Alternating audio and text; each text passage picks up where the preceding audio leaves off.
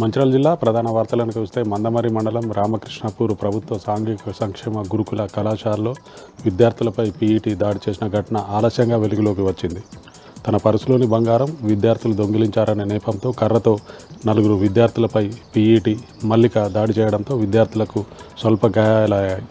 తల్లిదండ్రులు జిల్లా కలెక్టర్కు ఫిర్యాదు చేయడంతో విచారణకు ఆదేశించారు జిల్లా కలెక్టర్ కుమార్ దీపక్.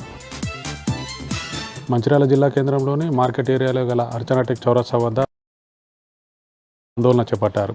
పంచాయతీ ఎన్నికల్లో పార్టీ పరమైన రిజర్వేషన్లు అమలు చేయాలన్న కాంగ్రెస్ ప్రభుత్వ నిర్ణయాన్ని వ్యతిరేకిస్తూ జీవో నెంబర్ 46 ప్రతులను దానం చేశారు బీసీ సంఘాల నాయకులు.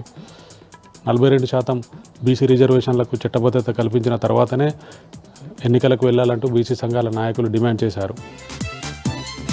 మంచిర్యాల జిల్లా కేంద్రంలోని ఐబీ చౌరస్తా వద్ద ప్రజా సంఘాల ఆధ్వర్యంలో ఆపరేషన్ కగార్ పేరిట బూటకపు ఎన్కౌంటర్ను కేంద్ర ప్రభుత్వం ఆపాలంటూ ప్రజా సంఘాల నాయకులు రాస్తారోకో నిర్వహించారు. కేంద్ర ప్రభుత్వం వెంటనే కాల్పుల విరమణ పాటించి మావోయిస్టులు చర్చలు జరపాలంటూ ప్రజా సంఘాల నాయకులు డిమాండ్ చేశారు. మంచిర్యాల జిల్లా మందమరి పట్టణంలోని రామన్ కాలనీలో గల ప్రసన్న ఆంజనేయ స్వామి దేవాలయంలో చోరీ ఘటన కలకలం రేపింది. దొంగలు హుండీ పగలగొట్టి నగదెత్తుకెళ్లారు. పోలీసులు కేసు నమోదు చేసుకుని దర్యాప్తు ప్రారంభించారు. మంచిర్యాల జిల్లా మందమరి పట్టణంలోని ఏఐటీసీ కార్యాలయంలో కార్మిక సంఘాల జేఏసీ నాయకులు సమావేశాన్ని నిర్వహించారు.